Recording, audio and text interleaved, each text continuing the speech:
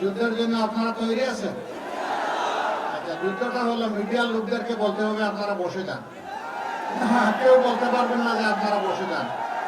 ওনারা ওনাদের দায়িত্ব বসে হোক দাঁড়িয়ে হোক যেভাবে স্বস্তি বোধ করবে পালন করবে। আমরা সবাই বসে যাব, ঠিক আছে? এখন দেখেন ওই কিছু বুদ্ধিমান লোক পিছন থেকে পানি দিয়ে সবাইকে ঠান্ডা করে ফেলেছে, এটাও লাগবে না। ইনশাল্লাহ সবাই বসে যাবে। আর মিডিয়ার যারা আছে তারা দাঁড়িয়ে দাঁড়িয়ে তাদের দায়িত্ব পালন করবে। যারা বসার কথা বলছেন তারা বসে যান। ওই বসার কথা যারা বলতেছেন ইনারা বসে যান। হ্যাঁ, ইনারা বসেন, আমি দেখতেছি। হ্যাঁ বসেন, আপনাদেরকেই বসতে হবে। আর মিডিয়ার লোকেরা দাঁড়িয়ে থাকবে ইনশাল্লাহ।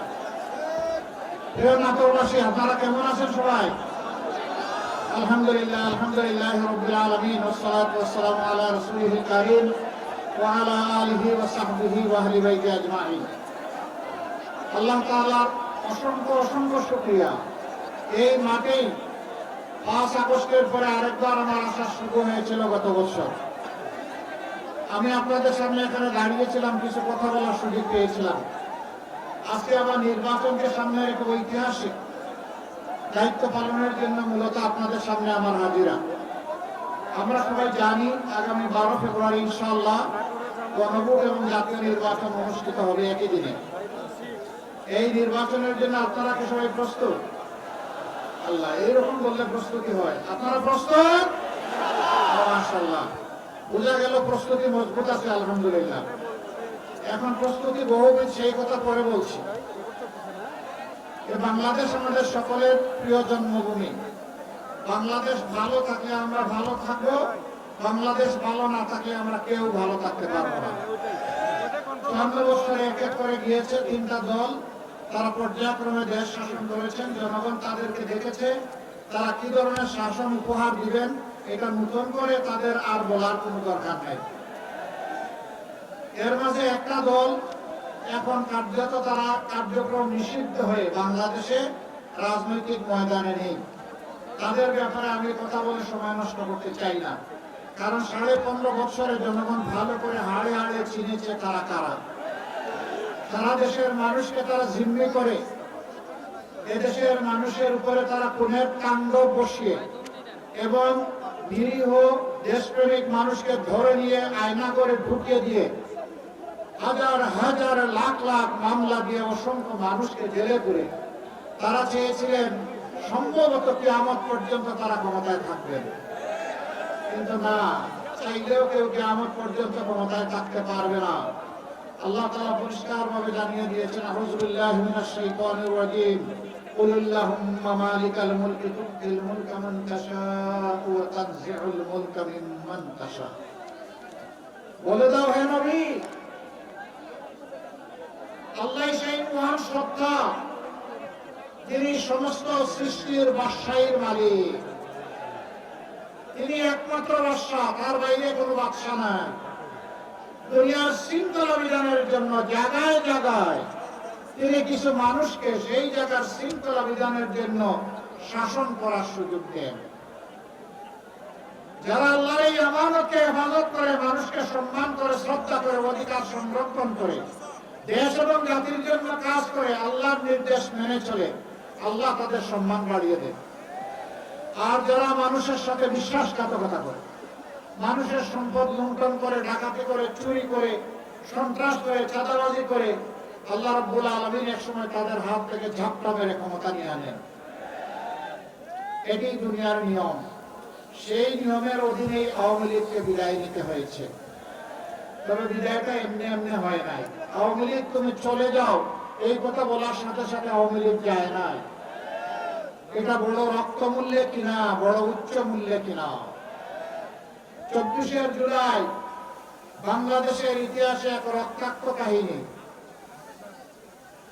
সেই জুলাইতে আমাদের ছাত্র ছাত্রীরা তাদের ন্যায্য দাবিতে রাস্তায় নেমেছিল।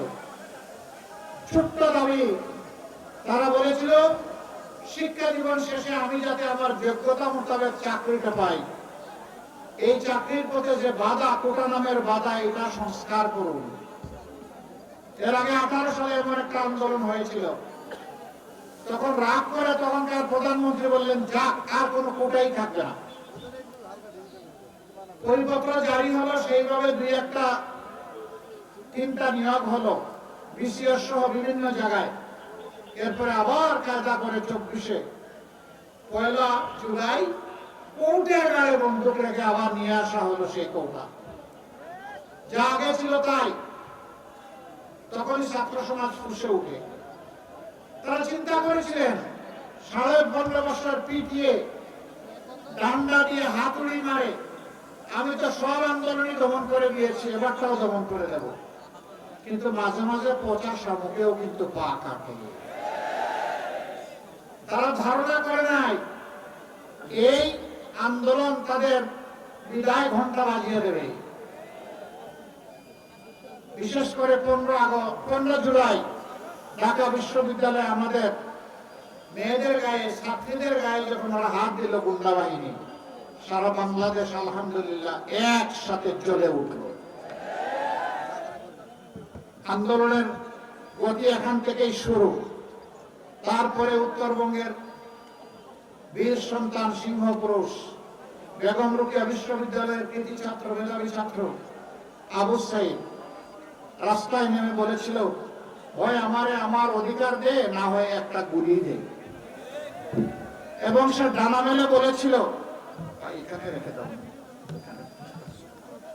সে বলেছিল ডানা মেলে, বুকের ভিতরে তুমুল ঝড়, বুক পেতেছি গুলি কর। গুলি হয়েছে, 1, 2, 3টা করে গুলি হয়েছে, 1, 2, 3টা করে গুলি হয়েছে। আলহামদুলিল্লাহ মায়ের পেট থেকে জন্ম নিয়েছিল বীর হয়ে, কাপুরুষ হয়ে জন্ম নেয় নাই। যার কারণে 3টা গুলি মুখে নিয়েছে, একটাও পিঠে নেয় নাই। এই আবু সাইদ একদিনে 6 জন, রংপুর থেকে চট্টগ্রাম, একদিনে 6 জন আমাদের বুকের সন্তান বিদায় নিল। নতুন মাত্রা পেল এই আন্দোলন। সারা বিশ্ব আবু সাইদকে বিপ্লবের আইকন হিসাবে স্যালুট জানানো শুরু করলো। উত্তরবঙ্গের জনগণ তার জন্য গর্বিত। আল্লাহ জনপথের ইজ্জত তার উসিলায় আরো বাড়িয়ে দিল।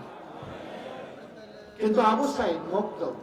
শেষ পর্যন্ত শরীফ উসমান হাদি এরা তাদের জীবনটা গিয়ে আমাদের কাঁধের উপর 1400 বীর সন্তানের লাশ রেখে গেছে, থালা থালা রক্ত রেখে গেছে। তারা যাওয়ার আগে বলে গেছে, এ বাংলাদেশের জনগণ, আমাদের লাশ আর রক্ত আপনাদের সামনে আমানতে রেখে গেলাম, আমাদের লাশ এবং রক্তের অমর্যাদা করবেন না। তারা সেদিন রাস্তায় নেমে মাত্র একটা স্লোগান দিয়েছিল, এই ভাই বসার কি, আপনি বসেন তো, আপনি যে বসার কথা বলছেন আপনি বসে যান, ডিস্টার্ব করেন মাঝে মাঝে, দাঁড়িয়ে বসেন। তারা গায়ের উপর লাশ আর থালা ভর্তি রক্ত দিয়ে বলেছে আমাদের অমর্যাদা করবেন না। তাদের দাবি ছিল উই ওয়ান্ট জাস্টিস, আমরা সব ক্ষেত্রে ন্যায় বিচার চাই। কিন্তু বিচার আজকে টাকার বিনিময়ে বিক্রি হয়। গ্রাম আদালত থেকে শুরু করে উচ্চ আদালত, না হলে উচ্চ আদালতে ভয়াবহ ঋণ খেলাপিরা কেমনে জাতীয় সংসদ সদস্য হিসাবে দাঁড়াবার সত্য দেখে। জনগণের টাকা নিয়ে পেটের ভিতরে রেখেছে। এই ভাই, এই ভাই, আপনি থামেন, আপনাকে মাইকটা একটু বলছে, আপনি থামেন তো। কি রে ভাই, দেখা আর মাইকে কোনো কথা বলবেন না, বসেন, আপনি বসে যান। জনগণ দাঁড়াবে, বসবে, এটা তাদের ইচ্ছা, ফ্রিডম। তারা যেভাবে কমফর্ট ফিল করে সেইভাবে শুনবে। আলহামদুলিল্লাহ সেই আওয়াজ, সেই স্লোগান দিয়ে তারা বাংলাদেশ থেকে আমাদের উপর লাশ আর রক্ত উপহার দিয়ে বিদায় নিয়েছে। এখন আমরা কি করব? আমরা 6 তারিখ থেকে চান্দা শুরু করব? আমরা 6 তারিখ থেকে টেম্পু স্ট্যান্ড দখল করব? আমরা 6 তারিখ থেকে মামলা বাণিজ্য চালু করব? আমরা 6 তারিখ থেকে ব্যাংকের উপর হাত দেব? আমরা 6 তারিখ থেকে মা বোনদের গায়ে হাত দেব? এই বাংলাদেশ এখন আর আমরা চাই না। আমাদের সন্তানেরা বলে গেছে এই সমস্ত নোংরামিকে লাল কার্ড, এগুলা ফিরে আসতে দেওয়া হবে না। আজ বাংলার মানুষ জেগেছে, তরুণ যুব সমাজ জেগেছে, মা বোনেরা জেগেছে। তরুণরা ইতিমধ্যে তাদের রায় জাতিকে জানিয়ে দিয়েছে। ঢাকা বিশ্ববিদ্যালয় থেকে শুরু আর জগন্নাথ বিশ্ববিদ্যালয় যে আপাতত ঠেকেছে, পাঁচটি পাবলিক বিশ্ববিদ্যালয়ের রায় দিয়ে এদেশের তরুণ ছাত্র সমাজ বলে দিয়েছে লড়াই করেছি ন্যায় এবং সত্যের পক্ষে, কোন চাঁদাবাজ এবং দুর্নীতিবাজের সঙ্গী হওয়ার জন্য নয়। তারা রাস্তা আমাদেরকে দেখিয়ে দিয়েছে। আমাদের মা বোনেরা তারা তাদের সিদ্ধান্ত ব্যক্ত করতে শুরু করছে। এই সাংবাদিক বন্ধুরা যখন তাদেরকে কোথাও কোথাও জিজ্ঞেস করে ভোট দিবেন কারে, ডেসপারেটলি বলে গাড়ি পাল্লায় দেব, সপ্লা করিতে দিব, রিক্সায় দিব, মানে 11 দলের প্রতীকে দেব। এমনকি আপনারা দেখেছেন একজন বোন, তিনি তার পছন্দের পোশাক পরে রাস্তায় বের হয়েছেন। সাংবাদিক বন্ধু জিজ্ঞেস করেছে, আপনি আগামী বাংলাদেশে সরকার হিসেবে কারে দেখতে চান? তিনি বলছেন জামাত। কেন? বলে যে জামাত আসলেই দেশটা ঠিক হবে। দেশটা ঠিক হবে, আপনি কি এই পোশাক পরতে পারবেন? পরবো না।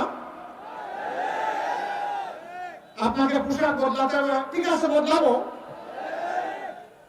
তো জামাতের কোন জিনিস আপনার ভালো লাগে? বলে যে পুরা জামাতই আমার ভালো লাগে।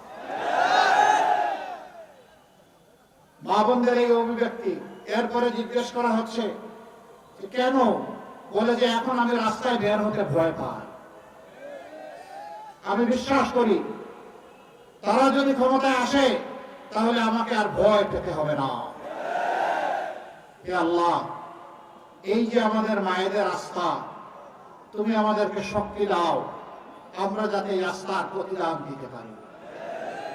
আমরা যাতে মদিনার আদলে এমন একটি শান্তি সাম্যের সমাজ এই জাতিকে উপহার দিতে পারি, যেখানে ওই সমাজে তরুণী তম্বিরা একা রাস্তা চলতে পারত, কিন্তু বাঁকা চোখে কেউ তাদের দিকে তাকানোর সাহস করত না। আমরা ওই বাংলাদেশটি চাই, যে বাংলাদেশে আমার মেয়ে, আমার বোন, আমার স্ত্রী, আমার মায়েরা স্বাচ্ছন্দ্যে নিরাপদে ঘরে থাকবেন, প্রয়োজনে রাস্তায় যাতায়াত করবেন, কর্মস্থলে কর্তব্য পালন করবেন, পেশাগত দায়িত্ব পালন করবেন। আল্লাহ ছাড়া আর কাউকে ভয় করার প্রয়োজন হবে না। আমরা সেই বাংলাদেশকে দেখতে চাই। এই বাংলাদেশটাকে মায়েদের জন্য, বোনেদের জন্য আপনারাও চান? আমরা শিশুর জন্য সেই বাংলাদেশ চাই।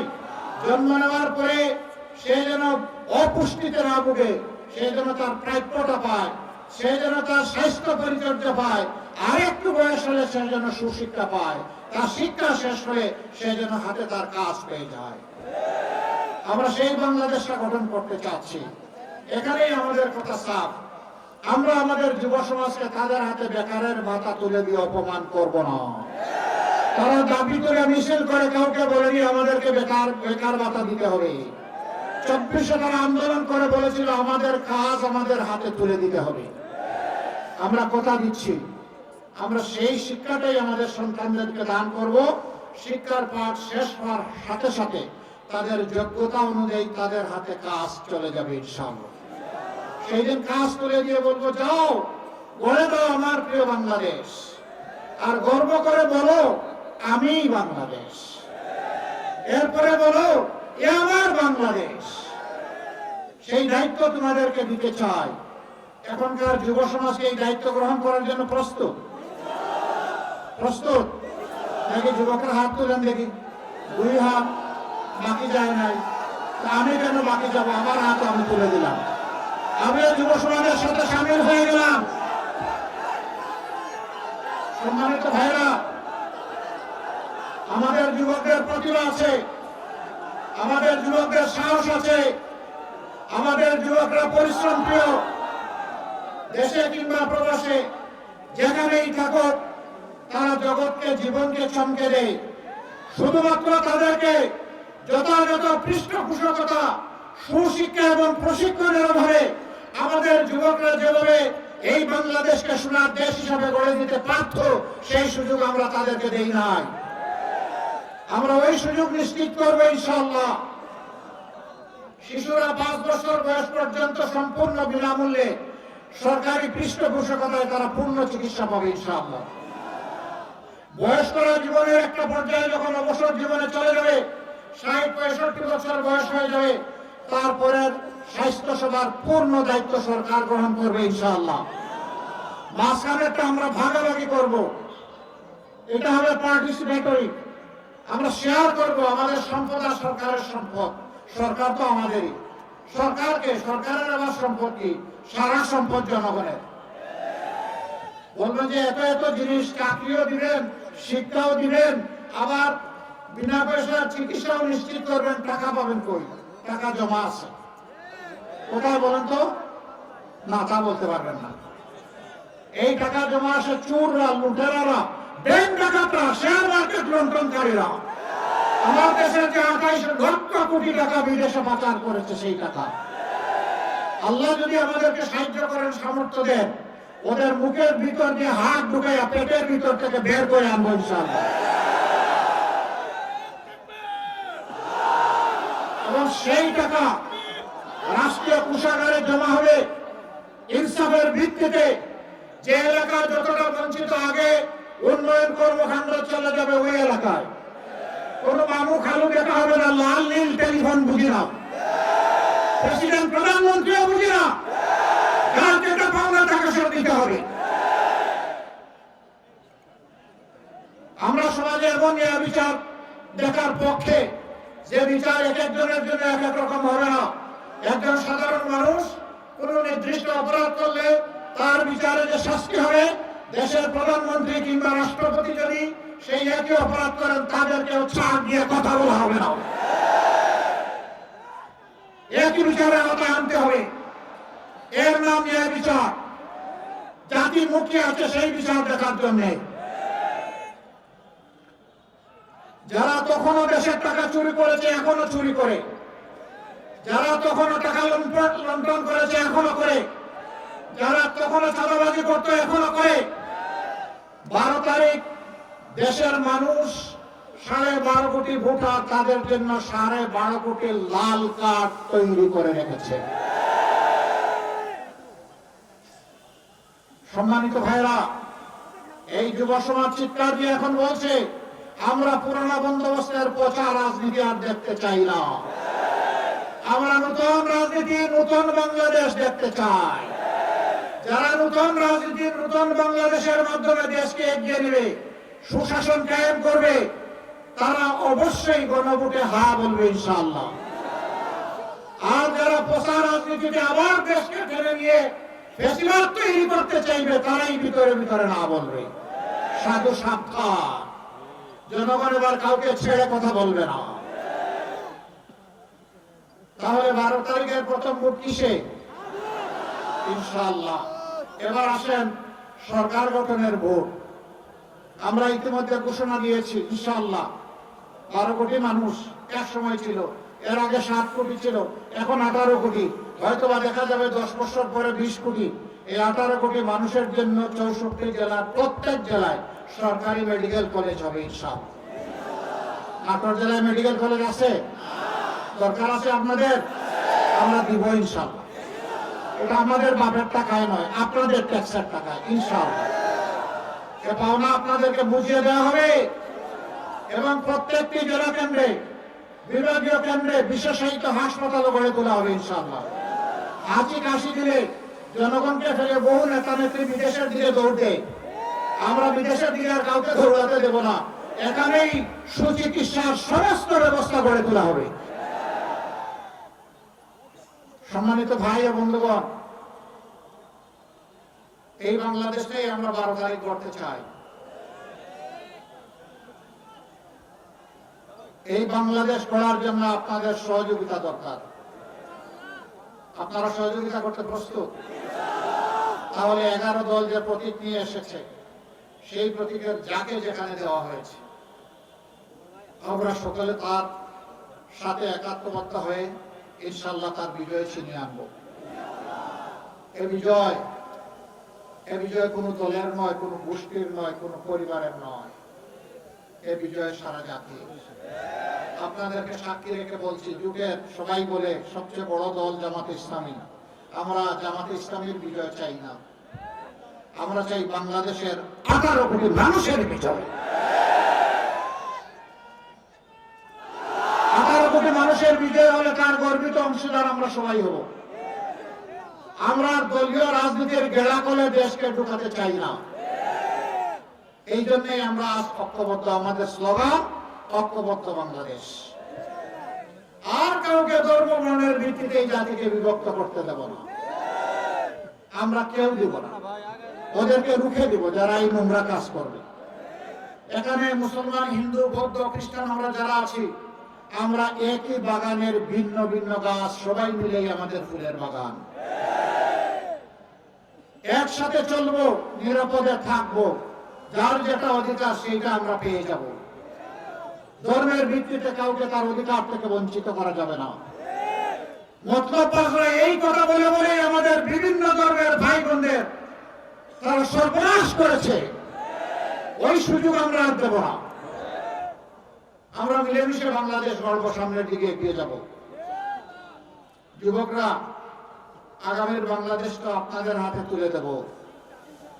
ধরুন বাংলাদেশ একটা উড়োজাহাজ, রকেট গতিতে এর উন্নয়ন হবে সামনের দিকে ইনশাআল্লাহ। সেই উড়োজাহাজের ড্রাইভিং সিট, যেটাকে ককপিট বলা হয়, সেখানে আমরা যুবকদেরকে বসিয়ে দেবো ইনশাআল্লাহ। আর আমরা গিয়ে বসবো প্যাসেঞ্জারের সিটে। তারা রকেট গতিতে বাংলাদেশকে সামনের দিকে নিয়ে যাবে। আর পিছনের ইতিহাস নিয়ে কামড়া কামড়ি করবো না। কে তুলসী পাতা ধোয়া, কে দুধে ধোয়া, টান দিলে সকলের গা থেকেই দুর্গন্ধ বের হবে। দুর্গন্ধ তারাই পছন্দ করে, ওই ময়লার মাঝে যে প্রাণীর জন্ম হয়। মানব জাতি আশরাফুল মাখলুকাত, ওই ময়লা নিয়ে আর ঘাটাঘাটি করবে না। সরকারি যারা কর্মচারী কর্মকর্তা আছেন, তারাও এই দেশের মানুষ, তারা আমাদের ভাই, আমরা তাদের ভাই। একটা অবস্থা এমন করে ফেলা হয়েছে যে আমাদের উভয়কে উভয়ের মুখোমুখি করা ফেলা হয়েছে। এইটা কোনো দেশের জন্য কোনো ভালো লক্ষণ নয়। হাতে হাত মিলিয়ে সবাই মিলে আমরা দেশ গড়ব ইনশাআল্লাহ। আজকে বেতন বৈষম্য দূর করার দাবিতে বিভিন্ন জায়গায় মিছিল হচ্ছে, সমাবেশ হচ্ছে, দাবি দাওয়া পেশ করা হচ্ছে। কেন এটা করতে হবে? এই রাষ্ট্রের কি কোনো অভিভাবক নাই? কোনো মা বাবা নাই? উদাহরণস্বরূপ সেনাবাহিনী, আধা সামরিক বাহিনী, এই দুইটা বাহিনী যখন তাদের বাহিনীতে যোগদান করে, সেই যোগদানের মুহূর্তেই তারা নিয়োগ করে, অঙ্গীকার করে, আমি আমার দেশের প্রতি ইঞ্চি মাটি হেফাজত করার জন্য প্রয়োজনে জীবন দিব, কিন্তু 1 ইঞ্চি মাটি কাউকে দেব না। এই যারা জীবন মূল্যের শপথ করেছে তারা আর আমি একই জিনিস। এর নাম ইনসাফ নয়। ইনসাফ যার যেটা মর্যাদা থাকে তা দিতে হবে, যার যেটা পাওনা তাকে সেটা দিতে হবে। পুলিশ আছে, রেল আছে, আনসার আছে, আরো এরকম অনেকগুলো শৃঙ্খলা বাহিনী আছে। তাদের দিন নাই রাত নাই, 24 ঘন্টা কখন কোন জায়গা থেকে কল আসে, তাকে বলতে হবে আমি হাজির। এমনকি ঝুঁকি নিয়ে তাদেরকে দায়িত্ব পালন করতে হয়। কিন্তু তাদেরকে সম্মানজনক বেতন ভাতা আপনি দিবেন না। আবার তারা অন্যায় করলে বলবেন যে দুর্নীতি কেন করলা। রাষ্ট্রের কোনো অধিকার নেই। আগে তার মর্যাদাটা তাকে দিতে হবে, অধিকারটা দিতে হবে, সম্মান নিয়ে, তার পরিবার নিয়ে, তার সন্তান নিয়ে, তার মা বাবা নিয়ে সে যাতে বাঁচতে পারে। সেই রকম যখন দিবেন, তখন সমস্ত মেধা, যোগ্যতা, শক্তি উজাড় করে সে দেশের কাজ করবে। এরপরেও যদি কেউ অন্যায় করে, তখন তার ব্যাপারটা আলাদা। কিন্তু নট বিফোর দ্যাট আপনি তার পাওনা, তার অধিকার, তার মর্যাদা না দিয়ে তার বিচার করবেন, কোনো অধিকার নেই। একজন চোরও যদি চুরি করে, আগে দেখতে হবে ক্ষুধার জ্বালায় যে আগুন জ্বলে উঠেছে তার পেটে, সেই আগুন নেভানোর জন্য চুরি করেছে কিনা। যদি আগুন নেভানোর জন্য চুরি করে থাকে, রাষ্ট্রের দায়িত্ব হবে আগে তার বাতের, পেটের এবং কাপড়ের যোগান দেওয়া। তাকে এইটুকু যোগান দেওয়ার পরেও যদি সে চুরি করে, তখন শাস্তি তার প্রাপ্য। কিন্তু এর আগে নয়। খেয়াল রাখতে হবে, যখন তখন কাউকে এই শাস্তির আওতায় আনা যাবে না। নবী করিম সাল্লাল্লাহু আলাইহি সাল্লাম মক্কা থেকে যারা তাকে বিদায় নিতে বাধ্য করেছিল। 10টা বছর তিনি আপন জন্মভূমি ত্যাগ করে মদিনায় ছিলেন। 7 বছরের মাথায় যখন তিনি ফিরে আসলেন, পবিত্র কাবাগরের সামনে দাঁড়িয়ে কুরাইশদেরকে জিজ্ঞেস করলেন, ও মক্কাবাসী, আজকে মুহাম্মদের কাছে তোমরা কি চাও সাল্লাল্লাহু আলাইহি ওয়াসাল্লাম। মক্কার সর্দার আবু সুফিয়ান দাঁড়িয়ে বললেন, আপনি আমাদের সম্মানিত ভাই, আপনি আমাদের সম্মানিত ভাতিজা। কি চাই না বলেই তিনি বসে গেলেন। রাসূল করিম সাল্লাল্লাহু আলাইহি ওয়াসাল্লাম আসমানের দিকে চেয়ে থাকলেন, আল্লাহর পক্ষ থেকে কি ইশারা আসে।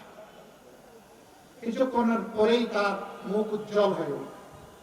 তিনি বললেন, আবু বকর আসো, ওমর আসো, ওসমান আসো, আলী আসো, জুবাইর আসো, যাও মক্কার গলিতে গলিতে তোমরা জানিয়ে দাও, ঘোষণা করে দাও, মহান আল্লাহ তার রাসূলের পক্ষ থেকে মক্কাবাসীকে ক্ষমা করে দেওয়া হলো। তবে 10 জন মানুষ যারা নিরীহ মানুষদেরকে খুন করেছিল, তাদের জন্য শাস্তি হিসাবে তাদেরকে হত্যা করা হবে। কিন্তু না করে ওই 10 জনও না, মাত্র 3 জন, বাকিরা পালিয়ে গেছে। এরপরে কেউ কেউ এসে তারা আত্মসমর্পণ করেছে, নিরাপত্তা চেয়েছে, আল্লাহ রাসূল দিয়ে দিয়েছে। অতীতের জন্য আল্লাহ রাসূল কোনো বিচার করেন না। আমরা অতীত নিয়ে খুব ঘাটাঘাটি করতে পারবো না, তবে জুলাইয়ের দায়িত্ব অস্বীকার করতে পারবো না।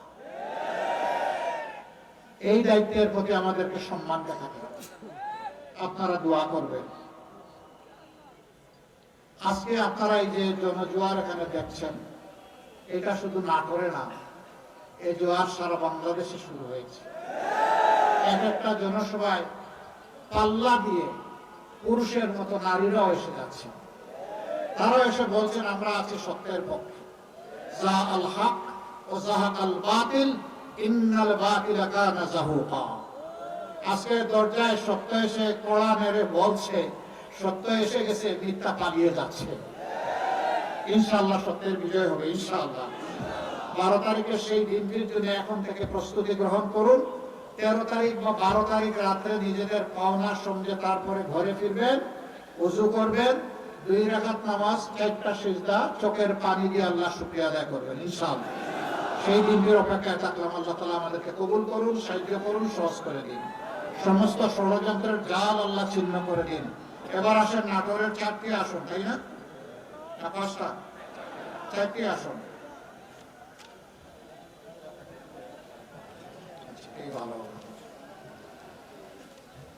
নাটোরে মৌলানা আবুল কালাম আজাদ আসেন, ডান দিকে আসেন ভাই, আমরা ডানপন্থী ভাই, আসেন ডান দিকে আসেন।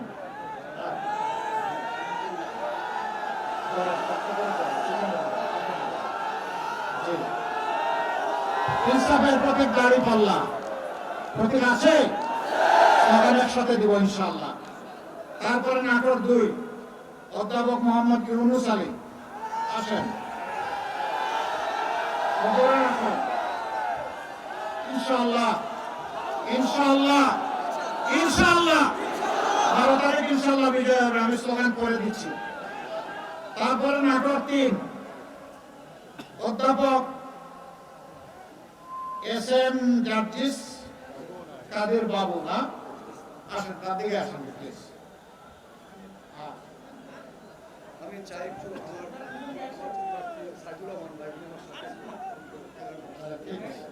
উনি স্যাক্রিফাইস করেছেন, এই তো? আচ্ছা ঠিক আছে, আলহামদুলিল্লাহ। তার হাতে আমরা তুলে দিলাম প্রতীক, দেখতে পাচ্ছেন এই প্রতীক, এই প্রতীক ইনশাআল্লাহ এটার স্লোগান হবে। এরপরে নাটোর 4 অধ্যাপক মৌলানা আব্দুল হাকিম,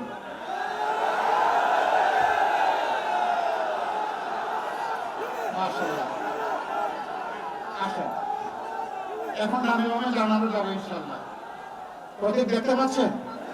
আচ্ছা বলুন তো কোন সে প্রতীক? একটু জোরে শুনে, আরো জোরে, ইনশাআল্লাহ, মাশাআল্লাহ, শাপলা কলি, ইনশাআল্লাহ। প্রতীক আছে 12 তারিখ, ইনসাফের প্রতীক, অগ্রগতির প্রতীক, শাপলা কলি।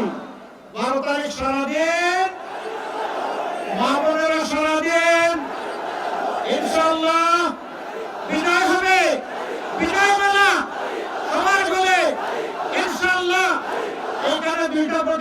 বিজয় বিজয় আল্লাহ কবুল করুন। এবার আমরা আল্লাহর নামে স্লোগান দিয়ে বিদায় নেব ইনশাআল্লাহ। লিল্লাহি তাকবীর, লিল্লাহি তাকবীর, ইনকিলাব ইনকিলাব, জিন্দাবাদ জিন্দাবাদ,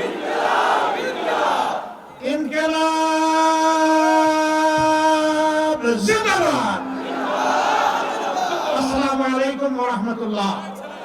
ইনশাআল্লাহ দেখা হবে 13 তারিখ নতুন বাংলাদেশে ইনশাআল্লাহ।